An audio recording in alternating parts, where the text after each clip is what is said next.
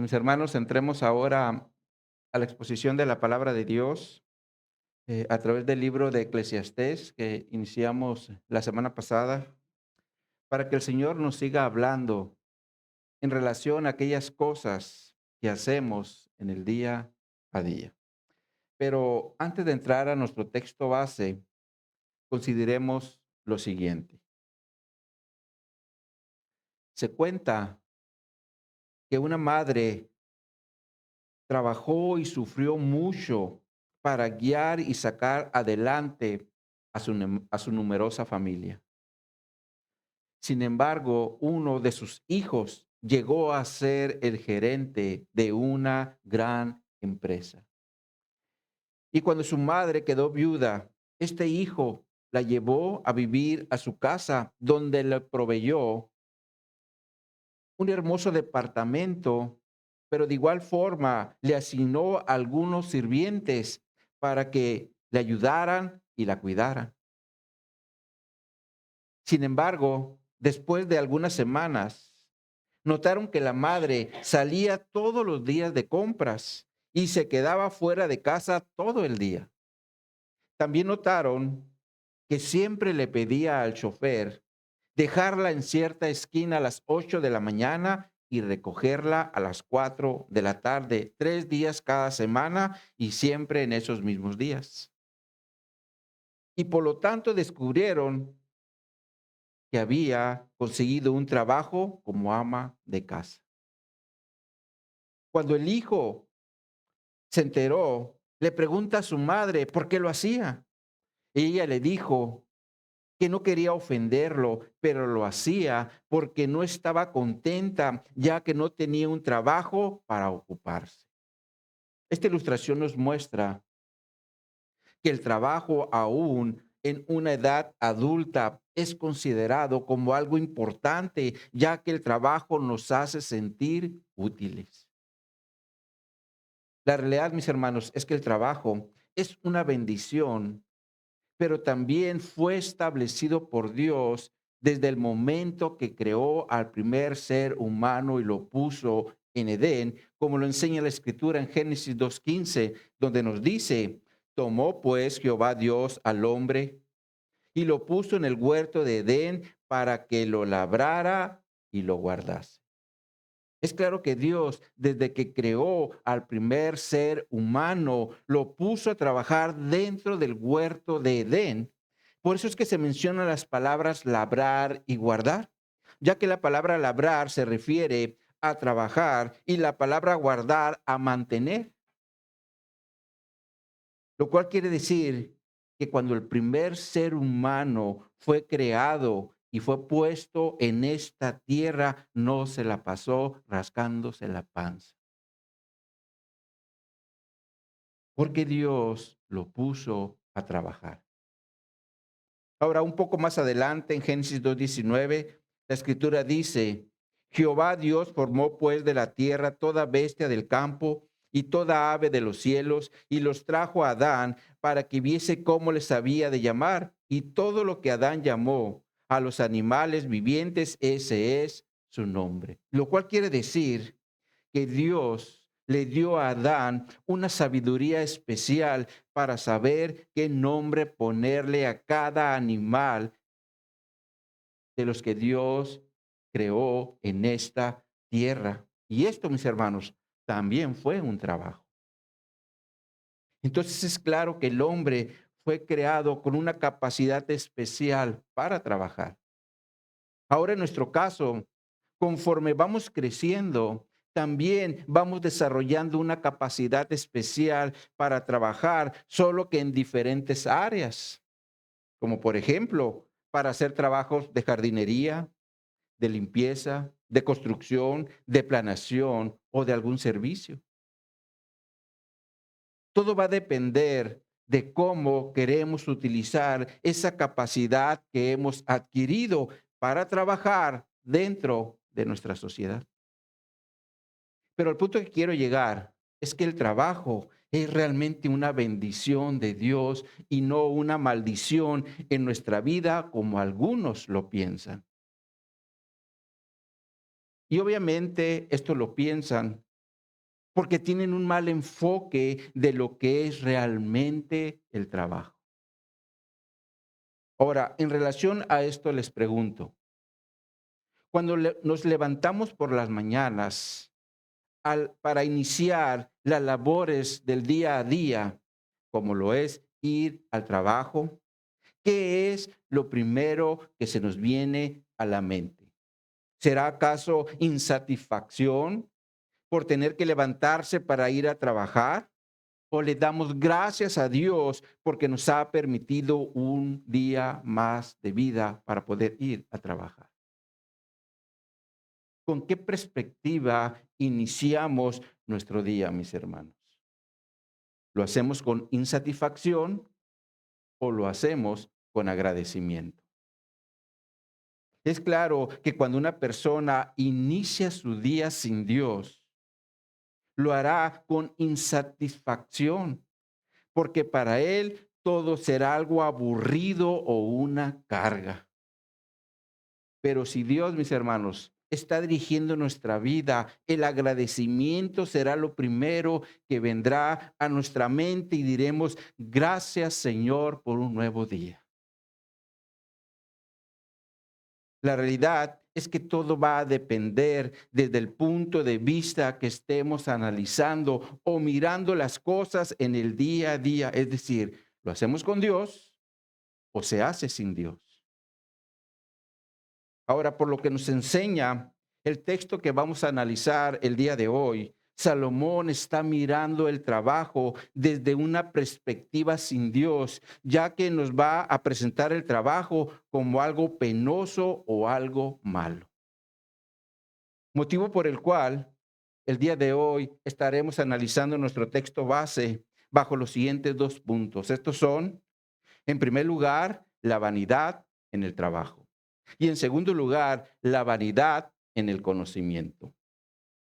Así que con esto en mente, les invito a ir a nuestro texto base para dar lectura al libro de Eclesiastés, capítulo 1, versos 12 al 18. Eclesiastés, capítulo 1, versos 12 al 18. Dice aquí la palabra de Dios: Yo, el predicador, fui rey sobre Israel en Jerusalén. Y di mi corazón a inquirir y a buscar con sabiduría sobre todo lo que se hace debajo del cielo. Este penoso trabajo dio Dios a los hijos de los hombres para que se ocupen en él. Miré todas las obras que se hacen debajo del sol, y he aquí todo ello es vanidad y aflicción de espíritu. Lo torcido no se puede enderezar, y lo incompleto no puede contarse. Hablé yo en mi corazón diciendo, he aquí, yo me he engrandecido y he crecido en sabiduría sobre todos los que fueron antes de mí en Jerusalén. Y mi corazón ha percibido mucha sabiduría y ciencia.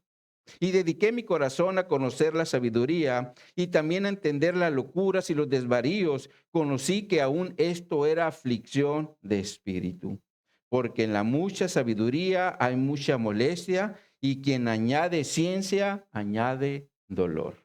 El título que le hemos dado a esta enseñanza es La vanidad del trabajo y del conocimiento. La vanidad del trabajo y del conocimiento. Oremos. Oh mi Dios,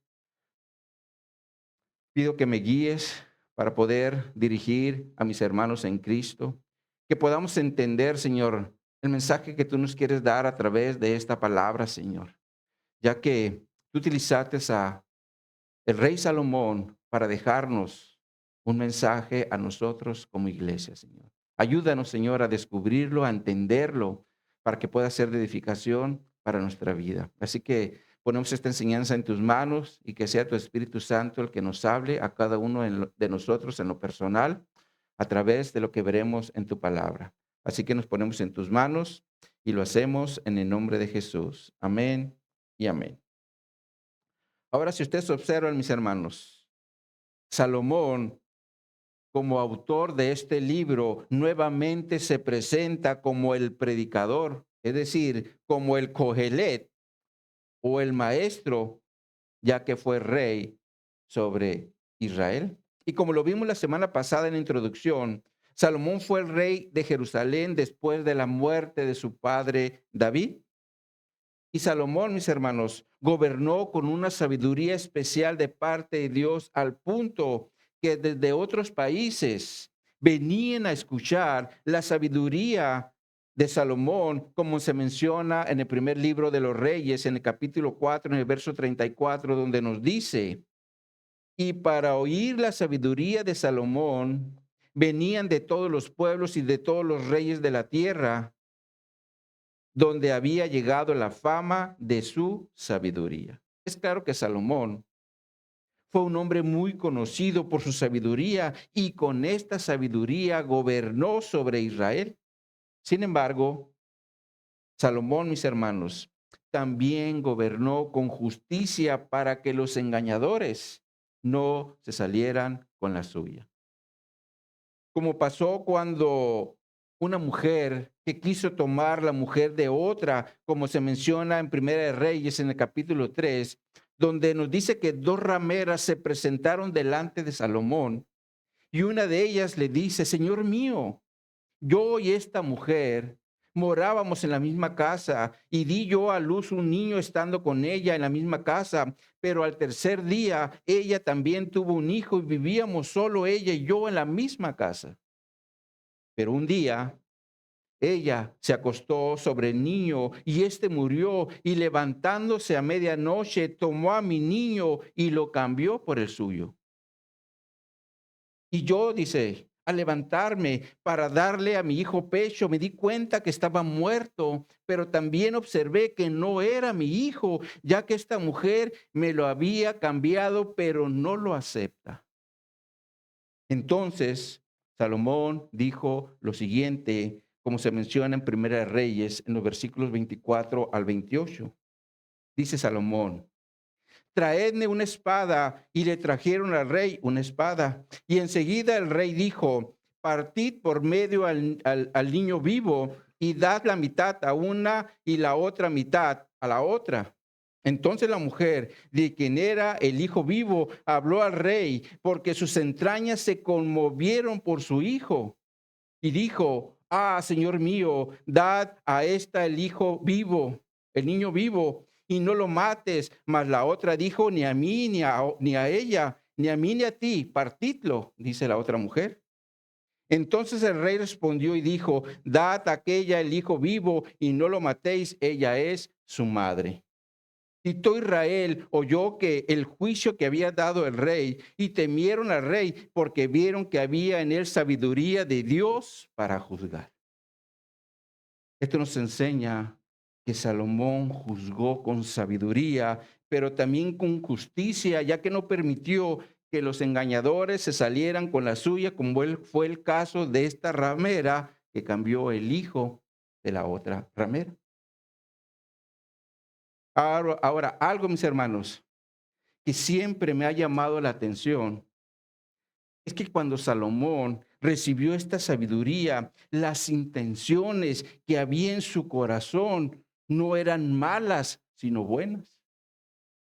Y esto lo vemos cuando el Señor le da la oportunidad de escoger lo que él quisiera. Como se menciona en Primera de Reyes, en el capítulo 3, en los versos 4 al 5, donde dice, iba el rey a Gabaón para que porque aquel era el lugar alto principal y sacrificaba ahí, mil holocaustos sacrificaba Salomón sobre aquel altar. Y se le apareció Jehová a Salomón en Gabaón una noche en sueños y dijo Dios, pide lo que quieras que yo te dé, lo que quieras. ¿Se imaginan, mis hermanos? Escuchar de parte de Dios, pide lo que quieras, que yo te lo voy a dar. ¿Qué le pediríamos, mis hermanos? ¿Qué le pediríamos a Dios? ¿Le pediríamos sabiduría para edificar su iglesia? ¿O le pediríamos sabiduría para hacernos ricos y que no nos faltara nada? Es claro, mis hermanos, que lo que haya en nuestro corazón, eso será realmente lo que pidamos. Pero en el caso de Salomón, vemos cuál fue su intención, cuál fue la intención o su respuesta al Señor. Veamos esto en Primera de Reyes, en el capítulo 3. Veamos los versículos 6 al 9. Primera de Reyes, capítulo 3, versos 6 al 9.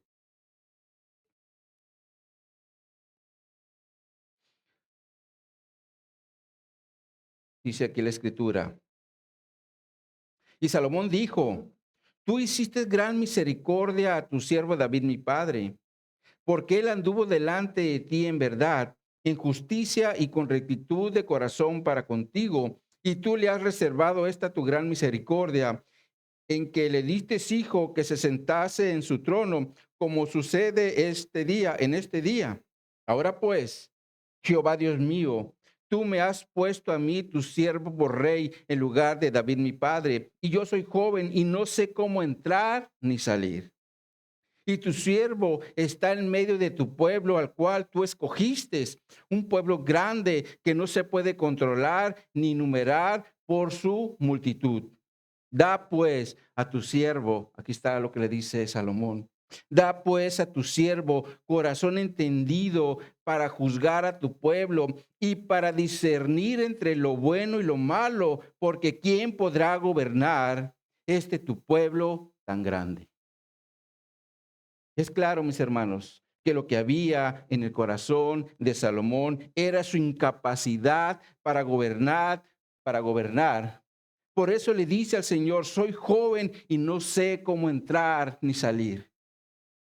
Y la Escritura nos enseña que esto le agradó a Dios, motivo por el cual no solo le dio la sabiduría que le pidió para discernir entre lo bueno y lo malo, sino también veamos lo que el Señor le da en los versículos 11 al 15, aquí en el capítulo 3. Dice: y le dijo Dios: porque has demandado esto y no pediste para ti muchos días, ni pediste para ti riquezas, ni pediste la vida de tus enemigos, sino que mandaste para ti inteligencia para oír juicio. He aquí lo he hecho conforme a tus palabras. He aquí te he dado corazón sabio y entendido, tanto que no ha habido antes de ti otro como tú, ni después de ti se levantará otro como tú, y aún también te he dado las cosas que no pediste. ¿Y cuáles fueron esas cosas, mis hermanos? Dice: riquezas y gloria. De tal manera que entre los reyes ninguno haya como tú en todos tus días. Y si anduvieres en mis caminos, guardando mis estatutos y mis mandamientos, como anduvo David tu padre, yo alargaré tus días. Es claro que Dios, aparte de darle a Salomón sabiduría, también le dio riquezas y gloria. Sin embargo, también le dice: si andas en mis caminos, guardando mis estatutos y mandamientos, como anduvo David tu padre, yo voy a alargar tus días.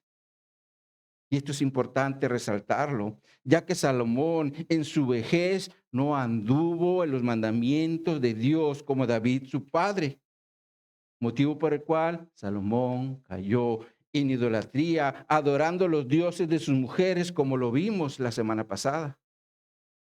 Sin embargo, les pregunto: ¿qué es lo que hace la idolatría cuando se mete en nuestro corazón? ¿Qué hace la idolatría cuando se mete en nuestro corazón?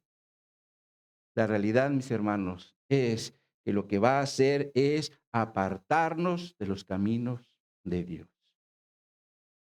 Ahora, si una persona no anda en los caminos de Dios, su perspectiva de la vida también será sin Dios. Y por lo tanto, todo lo que hace lo hará desde una perspectiva mundana, es decir, sin Dios, como Salomón lo empieza a expresar en este libro. Por eso dice en el versículo 13 de nuestro texto base, regresemos ahí, dice Salomón: y di mi corazón a inquirir y a buscar con sabiduría. sobre todo lo que se hace debajo del cielo.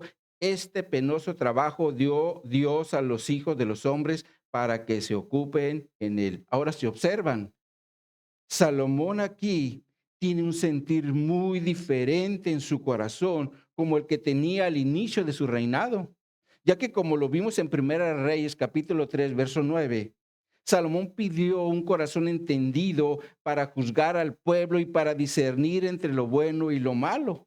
Pero si observan aquí en Eclesiastés, su corazón ya tenía otro deseo.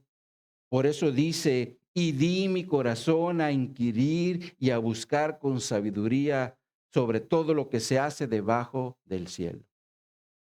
Es claro que el corazón de Salomón ahora no estaba enfocado en querer ser un buen rey para juzgar a su pueblo y de igual forma discernir entre lo bueno y lo malo, ya que aquí dice que ahora estaba entregado su corazón a inquirir. Y esta palabra se refiere a escudriñar, examinar, averiguar o informarse. Sin embargo, el sentido bíblico de la palabra es conseguir o alcanzar algo que se desea. Es como cuando queremos comprar un celular, ¿qué es lo primero que hacemos? Vamos, investigamos precios, vemos modelos para poder tomar la decisión de comprar ese celular que queremos. Y eso es inquirir. Lo cual nos enseña que Salomón está haciendo una investigación de algo que desea. Sin embargo, dice que lo estaba haciendo con sabiduría. Por eso el texto dice, y di mi corazón a inquirir y a buscar con sabiduría. Ahora, algo que aquí es importante mencionar es que la palabra sabiduría con la que Salomón está inquiriendo, aquí se refiere a la experiencia o a la habilidad que se obtiene en el transcurso de la vida. Es como, por ejemplo, si una persona desde joven empieza a trabajar en un taller mecánico, al paso de los años puede llegar a desmantelar completamente un motor de un carro y después volverlo a armar sin ningún problema, ya que a través de todos los años que ha trabajado en la mecánica, fue desarrollando esa habilidad o esa experiencia. Y Salomón con esta experiencia o habilidad es que está inquiriendo, buscando lo que se hace todo lo que se hace debajo del cielo, es decir, de todo lo que se hace aquí en la tierra. Sin embargo, después menciona algo específico de lo que estaba buscando. Y esto es cuando dice, este penoso trabajo dio Dios a los hombres, a los hijos de los hombres, para que se ocupasen de él. Es claro que Salomón, mis hermanos, aquí se está dirigiendo al trabajo, solo que lo hace desde una forma negativa. Por eso utiliza la palabra penoso, la cual en hebreo se refiere a algo que es malo. De hecho, la Nueva Biblia de las Américas lo traduce como tarea dolorosa, lo cual nos da la idea de algo que nos va a causar dolor. Y Salomón, mis hermanos, así es como está mirando el trabajo en su investigación. Por eso dice en Eclesiastés capítulo 2, versos 22 y 23, porque ¿qué tiene el hombre de todo su trabajo y de la fatiga de su corazón con que se afana debajo del sol? Porque todos sus días no son sino dolores y sus trabajos molestias. Aún de noche su corazón no reposa. Esto también es vanidad. Ahora un poco más adelante, en el capítulo 2, verso 26, dice, ¿por qué al hombre que le agrada Dios le da sabiduría y ciencia y gozo, mas al pecador da el trabajo de recoger y amontonar para darlo al que agrada a Dios? También esto es vanidad y aflicción de espíritu. Es claro que Salomón, mis hermanos, aquí está mirando el trabajo desde una perspectiva de un rey, porque recordemos que los reyes no eran los que trabajaban en los campos o en las cosechas. ya que los reyes solo recibían los beneficios del trabajo del pueblo por medio de impuestos o tributos. Por eso Salomón dice, mas al pecador da el trabajo de recoger y amontonar para darlo al que agrada a Dios. Y Salomón aquí se pone del lado del que está recibiendo y no del lado que está trabajando. Ahora, en relación al trabajo, Salomón también dice en Eclesiastés 4, versículo 8, está un hombre solo y sin sucesor, que no tiene hijo ni hermano, pero nunca cesa de trabajar, ni sus ojos se sacian de sus riquezas, ni se pregunta para quién trabajo yo y defraudo mi alma del bien, también esto es vanidad y duro trabajo. Es como si Salomón nos estuviera diciendo, ¿de qué les sirve estar trabaje y trabaje si no tienen hijos para dejarles una herencia? ¿O de qué les sirve estar acumulando dinero de su empresa si no tienen una familia para que se beneficie de todo el trabajo y todo su esfuerzo que están haciendo? Es claro que Salomón está mirando el trabajo de forma negativa. Por eso también dice en Eclesiastés 4:4, he visto asimismo que todo trabajo y toda excelencia de obras despierta la envidia del hombre contra su prójimo. También esto es vanidad y aflicción de espíritu. La realidad, mis hermanos, es que cuando un hombre mira las cosas sin propósito o lo mira de una forma vana, fácilmente nos dirá, ¿por qué lo haces? Ya que eso de nada te va a servir. De hecho, algo así expresa Salomón en Eclesiastés 2:11 cuando dice, miré yo luego todas las obras que había hecho mis manos y el trabajo que tomé para hacerlas. He aquí, todo era vanidad y aflicción de espíritu y sin provecho debajo del sol. Es claro que Salomón está mirando el trabajo de una forma negativa, cuando realmente es una bendición de parte de Dios para nuestra vida, porque a través del trabajo tenemos provisión y tenemos el sustento diario para vivir. De hecho, si el trabajo, mis hermanos, no fuera algo necesario o provechoso para nuestra vida como cristianos, el apóstol Pablo no les hubiera dicho a los tesalonicenses, en segunda a los tesalonicenses capítulo 3, en los versículos 10 y 12, donde les dice, porque también cuando estábamos con vosotros, os ordenábamos esto, si alguno no quiere trabajar, tampoco que coma. Porque oímos que algunos de entre vosotros andan desordenadamente, no trabajando en nada, sino entrometiéndose en lo ajeno. A los tales mandamos y exhortamos por nuestro Señor Jesucristo que trabajando sosegadamente coman su propio pan. Es claro que Dios, mis hermanos, no quiere una iglesia holgazana, sino una iglesia trabajadora, porque a través del trabajo como iglesia podemos ser de bendición para otros, como por ejemplo, cuando un hermano está enfermo y no tiene para comprar sus medicamentos, nosotros, por medio de los recursos que obtenemos de nuestro trabajo, podemos ayudarle para que no le falten los medicamentos. Ahora también puede ser hacia un amigo o un familiar cuando tienen alguna necesidad o en relación a las mismas necesidades de nuestra iglesia, como mantener un local para reunirnos.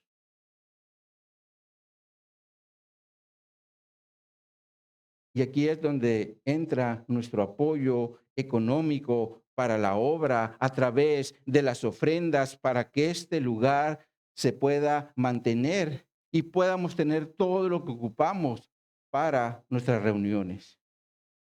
Pero si no trabajamos, mis hermanos, ¿cómo lograremos hacer esto? Sería imposible.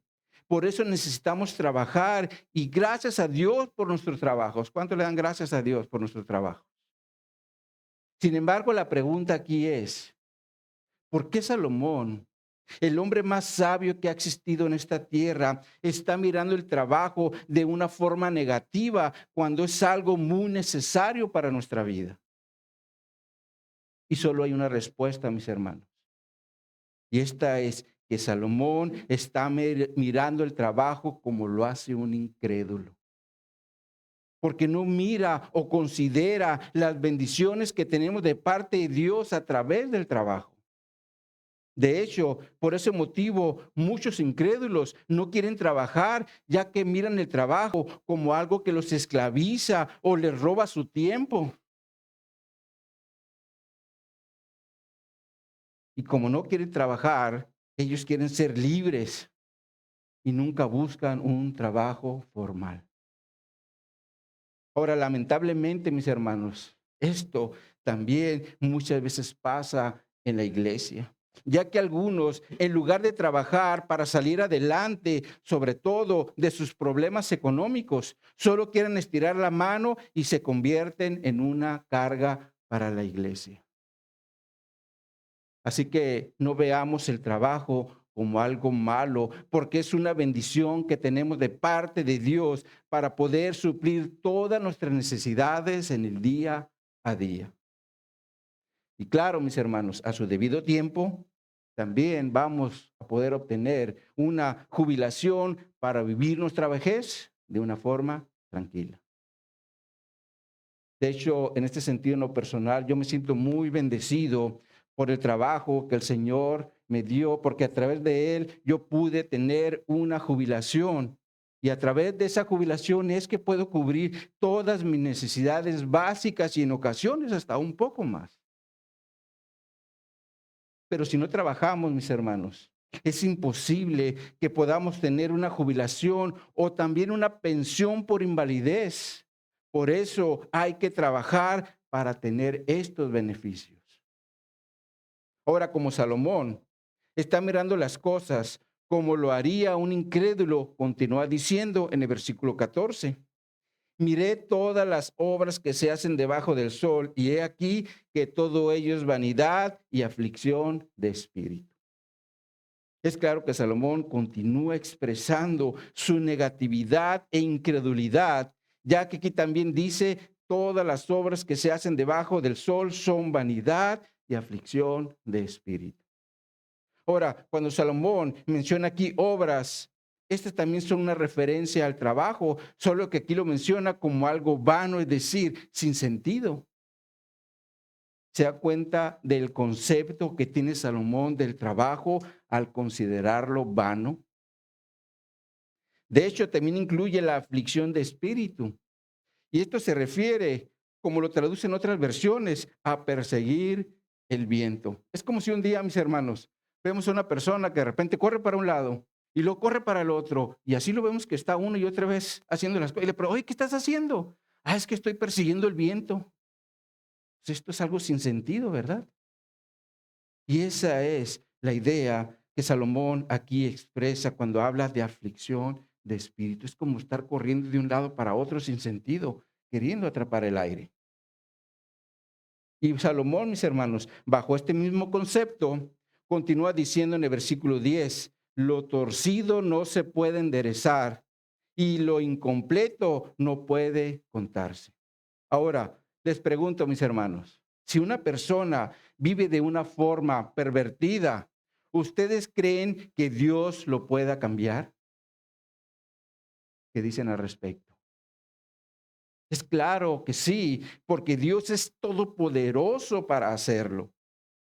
De hecho, por eso también es que estamos aquí, ya que Dios hizo una obra en nosotros para que nuestro camino diera un giro de 180 grados en relación al pecado.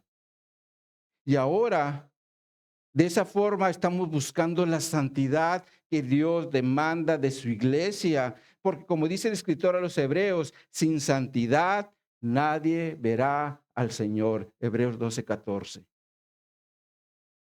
Sin embargo, mis hermanos, si le preguntamos a un incrédulo si una persona puede cambiar su forma de vivir pervertida, seguramente nos dirá, es imposible porque lo torcido no se puede enderezar. Y luego vienen los refranes. Árbol torcido no puede enderezarse. Pero es claro que esta es una perspectiva de un hombre sin Dios. Y Salomón así lo está haciendo en este capítulo, cuando dice, lo torcido no puede enderezar, no se puede enderezar y lo incompleto no puede contarse. Sin embargo, hoy, mis hermanos, tenemos la evidencia de los testimonios de personas que ahora con Dios han cambiado, ya que muchos de ellos vivían atrapados en pecados de drogadicción, de alcoholismo, de mujeres o en adulterios. Y Dios los sacó de esas adicciones pecaminosas. Por eso es que el apóstol Pablo dice en Efesios 2, en los primeros versículos, los primeros 5 versículos, y él os dio vida a vosotros cuando estabais muertos en vuestros delitos y pecados, en los cuales anduvisteis en otro tiempo, siguiendo la corriente de este mundo, conforme al príncipe de la potestad del aire, el espíritu que ahora opera en los hijos de desobediencia, entre los cuales también todos nosotros vivimos en otro tiempo en los deseos de nuestra carne, haciendo la voluntad de la carne y de los pensamientos, y éramos por naturaleza hijos de ira, lo mismo que los demás, pero Dios, que es rico en misericordia, por su gran amor con que nos amó, aun estando nosotros muertos en pecados, nos dio vida juntamente con Cristo, por gracia sois salvos. Esta es la obra que Dios hace en nuestra vida por medio del Evangelio.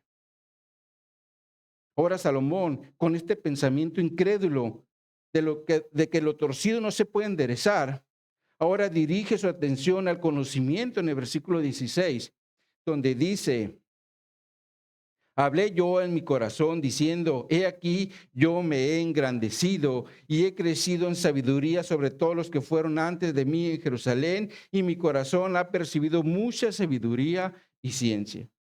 Es claro que Salomón aquí se está refiriendo al gran conocimiento que tiene sobre todos los reyes que gobernaron en Jerusalén. Por eso, mire cómo lo traduce la Nueva Traducción Viviente. Se lo vamos a poner en la pantalla. Dice esta traducción: me dije, a ver, soy más sabio que todos los reyes que gobernaron Jerusalén antes que yo. Tengo más sabiduría y conocimiento que cualquiera de ellos.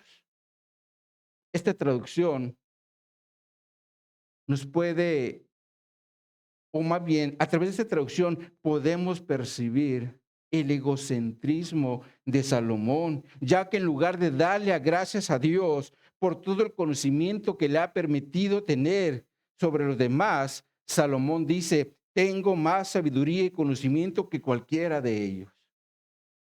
Es claro que Salomón aquí se está exaltando al decir, soy más sabio que todos. Sin embargo, ¿qué dijo Jesús al respecto en Mateo 23:12? El que se enaltece será humillado y el que se humilla será enaltecido. Lo cual quiere decir que debemos tener cuidado con la jactancia o la soberbia que siempre nos va a llevar a enaltecernos. Y miren lo que yo hice. Y si lo hacemos, mis hermanos, corremos el riesgo de ser humillados por Dios, como pasó con el rey Nabucodonosor, cuando se jactó de todo lo que tenía. Y fue hasta que él reconoció que los habitantes de la tierra son como nada delante de Dios, como se menciona en Daniel, en el capítulo 4, en los versos 34 a 37, donde dice: mas al fin del tiempo, yo, Nabucodonosor, alcé mis ojos al cielo y mi razón me fue devuelta, y bendije al Altísimo y alabé y glorifiqué al que vive para siempre, cuyo dominio es sempiterno y su reino por todas las edades. Todos los habitantes de la tierra son considerados como nada, y él hace según su voluntad en el ejército del cielo y en los habitantes de la tierra, y no hay quien detenga su mano y le diga, ¿qué haces? Y en el mismo tiempo mi corazón, y el mismo tiempo mi razón me fue devuelta, y la majestad de mi reino, Mi magnitud y mi grandeza volvieron a mí, y mis gobernadores y mis consejeros me buscaron, y fui restablecido en mi reino, y mayor grandeza me fue añadida. Ahora yo, Nabucodonosor, esta es la conclusión, alabo, engrandezco y glorifico al Rey del cielo, porque todas sus obras son verdaderas y sus caminos justos, y él puede humillar a los que andan en soberbia. Así que, mis hermanos, tengamos cuidado con la soberbia, ya que Dios nos puede humillar si andamos en soberbia. Ahora, a lo mejor alguien pueda decir, pero si Salomón lo está haciendo, y es más, está aquí en la palabra de Dios. Ahora, esto es verdad. Salomón se está exaltando y está en la palabra de Dios, pero debemos entender que Dios lo dejó en su palabra a través de Salomón para que nosotros como iglesia no vivamos de una forma incrédula como Salomón aquí lo está presentando. Ya que el objetivo de Salomón es que entendamos que la vida sin Dios se va a convertir en algo que es vano, sin sentido, como va a seguir presentando Salomón las situaciones en este libro. Y bajo este mismo contexto, Salomón continúa diciendo en el versículo 17, y dediqué mi corazón a conocer la sabiduría y también a entender las locuras y los desvaríos. Conocí que aún esto era aflicción de espíritu. Es claro que Salomón, mis hermanos, quería saber de todo, incluyendo las locuras y los desvaríos. Ahora, cuando Salomón habla de locuras, esto se refiere a aquellas cosas que el hombre hace de forma imprudente o con necedad, pero a un grado extremo. Lo cual también está relacionado con los desvaríos, ya que esto se refiere a locuras que el hombre puede hacer en su vida, como por ejemplo, recientemente un pastor en los Estados Unidos tenía un gran prestigio dentro del mundo evangélico y fue sorprendido en una relación ilícita con una joven y por lo tanto perdió todo el buen testimonio que tenía ante su familia, ante la iglesia y ante el mundo.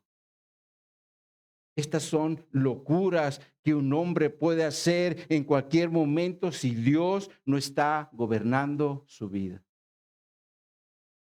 Y lo mismo en relación a los placeres de la comida y la bebida, como Salomón lo menciona en el capítulo 2, verso 3, donde dice, propuse mi corazón a agasajar mi carne con vino y que anduviese mi corazón en sabiduría, con retención de necedad, hasta ver cuál fuese el bien de los hijos de los hombres, en el cual se ocupan debajo del cielo todos los días de su vida. Salomón aquí dice que propuso su corazón agasajarse en su carne, y esto se refiere a a vivir en deleites, pero con vino, porque en ese contexto lo está haciendo. Y ahora, ¿qué es lo que hace el vino cuando controla nuestro cuerpo? Para empezar, nos insensibiliza, ya que inhabilita nuestros sentidos y por lo tanto nos puede llevar por un camino indecoroso, como pasó con Noé cuando se emborrachó. ¿Y qué dice la escritura? Se desnudó. Sin embargo, el vino también nos puede llevar a perder la prudencia para hacer locuras. En este sentido, recuerdo que un compañero de trabajo, por lo regular, era un hombre tranquilo y muy trabajador, pero cuando había algún festejo y le empezaba a entrar y se emborrachaba, llegaba un momento en que salía corriendo sin voltear a ver, como que se alocaba y ¡fum! Salía corriendo. Y como en ese tiempo trabajaba yo en el almacén delegacional, pues está el almacén delegacional a un lado de la Lázaro Cárdenas. Imagínense, alguien salir corriendo y cruzar los dos sentidos sin voltear a ver, pues es una total locura, ¿verdad? Y eso hacía el alcohol en su cuerpo, lo hacía salir corriendo.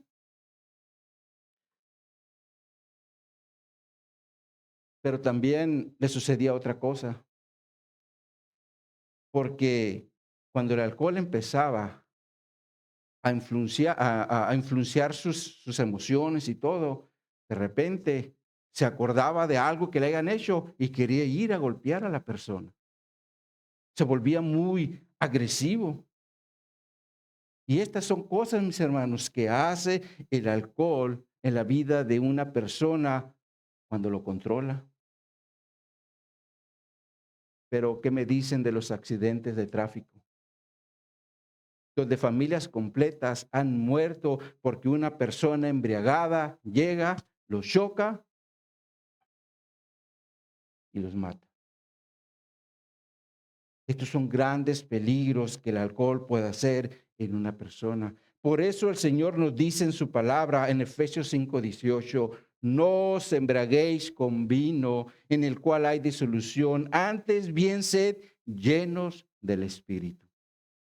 Es como si el Señor nos estuviera diciendo que el Espíritu Santo sea el que tome control de su vida y no el alcohol, para que no vayan a hacer locuras o desvaríos como lo hacen los hombres que viven sin Dios.